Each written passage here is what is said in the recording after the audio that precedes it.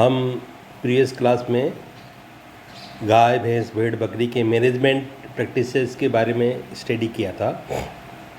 उसी कंटिन्यूशन में आज हम पशुओं की बॉडी टेम्परेचर, पल्स रेट और रेस्पिरेशन रेट, पशुओं को शरीर का तापमान, नाड़ी गति और श्वसन दर के बारे में स्टडी करेंगे।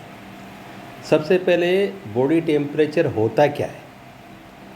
पशुओं के शरीर का तापक्रम एक निश्चित होता है। जैसे ह्यूमन बीइंग में हमारे शरीर का तापक्रम निश्चित होता है और इस तापक्रम से कम या ज़्यादा होने पर हम बीमार घोषित कर दिए जाते हैं। जब हम बीमार होते हैं तो डॉक्टर के पास जाते हैं, तो यदि हमारा टेम्परेचर नापा जाता है और टेम्परेचर ज़्यादा होता है तो हमें बीमार घोषित किया जाता है, फीवर है। इसी तरह पशुओं का तापक्रम निश्चित होता है और इसका घटना या बढ़ना बीमारी का प्रतीक है। पशु बीमार है और पशुओं का तापमान ज्ञात करने के लिए हम क्लिनिकल थर्मामीटर काम में लेते हैं। पशुओं का शरीर का तापमान जो होता है उसको प्रभावित करने वाले कारक, factor affecting body temperature in animals, कौन कौन से कारक हैं?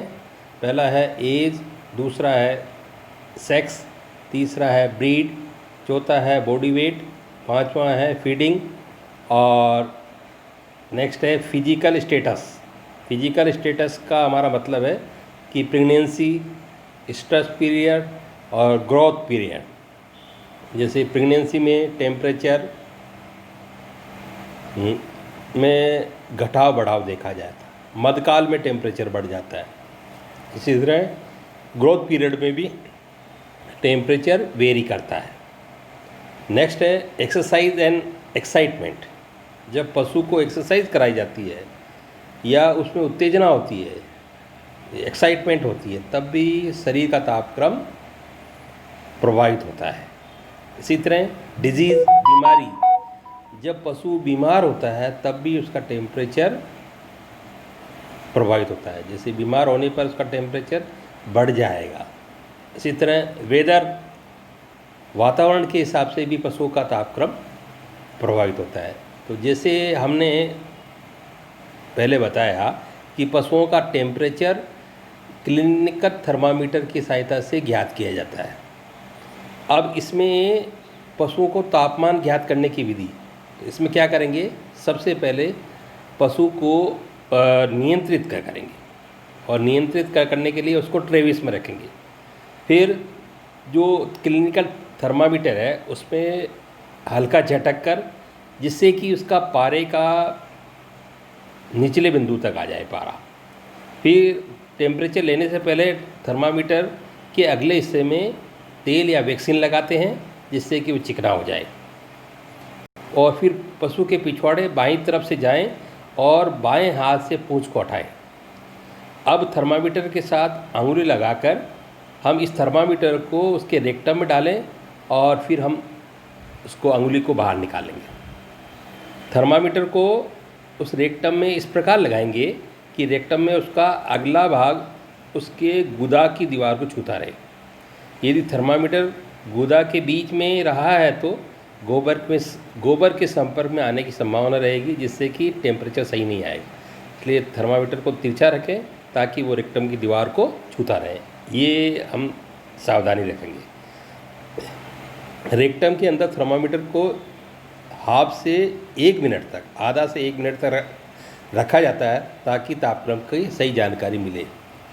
और गुदा से थर्मामीटर बाहर निकालने के बाद उसे रुई से साफ कर लेंगे, जिससे कि रीडिंग पढ़कर उसकी फीवर की तीव्रता को नाप सकें। तो इस प्रकार पशुओं का क्लिनिकल थर्मामीटर की सहायता से तापक्रम ज्ञात कर लिया जाता है। अब इसके साथ साथ नाड़ी गति, पल्स रेट। तो पल्स रेट, नाड़ी गति से हमें हृदय की धड़कन का पता चलता है। इसे हम बाहर की तरफ किसी धमनी पर महसूस कर सकते हैं। हाथ की अंगुलियों को धमनियों के ऊपर रखते हैं और हल्का दबाव बनाते हैं। फिर गिनती शुरू करते हैं और कुछ देर महसूस करते हैं कि 30 सेकंड से 1 मिनट तक कितने धड़कन उसके होते हैं। अब इसकी नाड़ी गति को प्रभावित करने वाले कारक, इसकी नाड़ी गति को प्रभावित करने वाले कारक जैसा कि इसमें दिखाया गया, फैक्टर रिफ्लेक्टिंग पल्स रेट। कौन कौन से कारक हैं? जैसे कि एज और sex, size of the body, body के हिसाब से भी पल्स रेट प्रभावित होती है। प्रेगनेंसी, गर्भावधि, प्रेगनेंसी में पल्स रेट बढ़ जाती है। इसी तरह लैक्टेशन, दूध काल में भी नाड़ी गति स्लाइटली वेरी करती है। नेक्स्ट है पशु की स्थिति और एनवायरनमेंट, वो कौन से एनवायरनमेंट में रह रहा है। और नेक्स्ट है डिजीज़, पशु के बीमार होने पर भी उसकी नाड़ी गति प्रभावित होती है। अब है कि जैसे पशुओं की नाड़ी गति हम कैसे गाते हैं। Site of recording pulse rate, pulse rate पशुओं में कैसे ज्ञात करते हैं।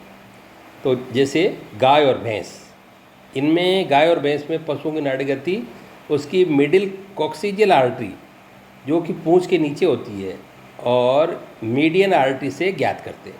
तो मेनली गाय भैंस में कॉक्सिजियल आर्टरी मिडिल जो कि पूंछ के नीचे होती है उससे ज्ञात करते हैं। इसी तरह भेड़ और बकरी में फीमोरल आर्टरी जो कि पिछली टांग में अंदर की तरफ होती है। इसी तरह इसमें घोड़ा और गधा में एक्सटर्नल मैक्सिलरी आर्टरी के द्वारा ज्ञात करते हैं। ऊँट में पोस्टीरियर टीबियल आर्टरी द्वारा ज्ञात करते हैं। सुअर में फीमोरल आर्टरी और मीडियल कॉक्सियल आर्टरी द्वारा नाड़ी गति ज्ञात करते हैं। अब है जैसे कि उसकी श्वसन गति, रेस्पिरेशन रेट, श्वसन दर, हवा का अंदर खींचना और बाहर छोड़ना श्वसन दर कहलाता है।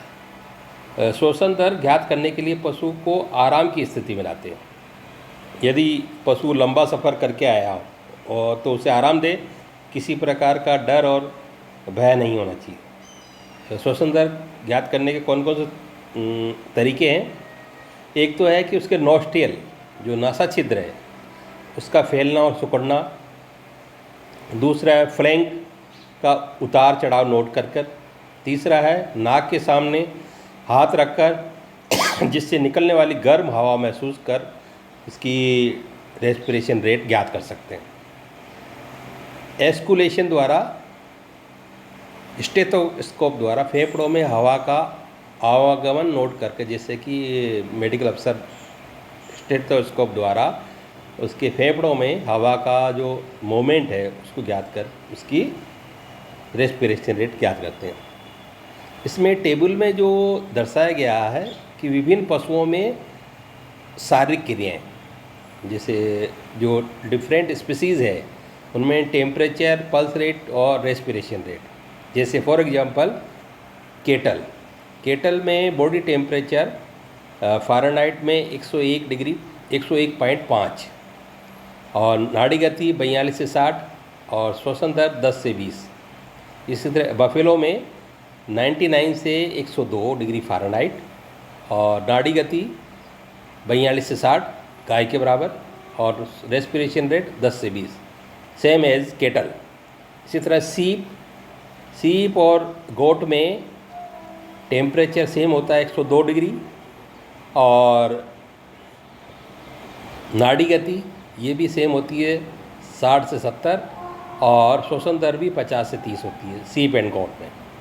ऊँट में बॉडी टेम्परेचर 95 टू 101.5 और इसका नाड़ी गति 32 टू 50 और श्वसन दर 5 से 12।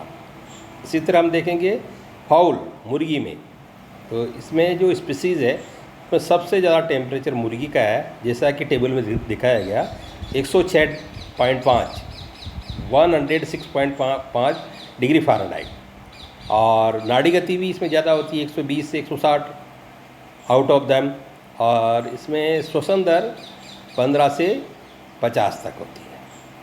तो मुर्गी का टेम्परेचर ज़्यादा है क्योंकि मुर्गी एक थर्मोफाइलिक प्राणी है।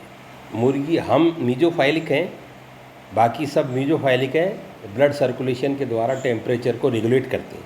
तो मुर्गी का टेम्परेचर वातावरण के हिसाब से बढ़ता है, इसलिए इसका टेम्परेचर ज़्यादा देखा गया। मुर्गी को गर्मी में ज़्यादा परेशानी होती है, मुर्गी हाँफती है और हीट इफेक्ट के कारण मुर्गी की मोर्टिलिटी भी हो जाती है। इसी तरह केमल का टेम्परेचर भी उसके तापमान के हिसाब से दिन में पानी की अवेलेबिलिटी और दिन के समय के अनुसार बदलता रहता है।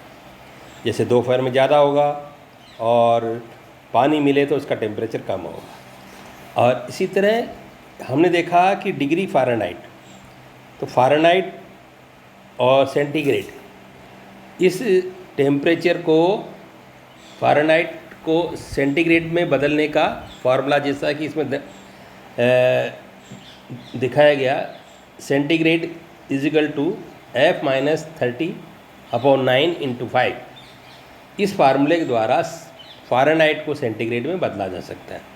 इसी तरह फ़ारेनहाइट यानी सेंटीग्रेड को फ़ारेनहाइट को सेंटीग्रेड में, और फिर फ़ारेनहाइट को सेंटीग्रेड में यानी सेंटीग्रेड को फ़ारेनहाइट में, तो इसमें इसका फार्मूला है 9/5 × सेंटीग्रेड + 32। तो इस सेंटीग्रेड को फ़ारेनहाइट में बदला जा सकता है। तो ये जो मेथड थे इसके बारे में हमने स्टडी किया। Thank you.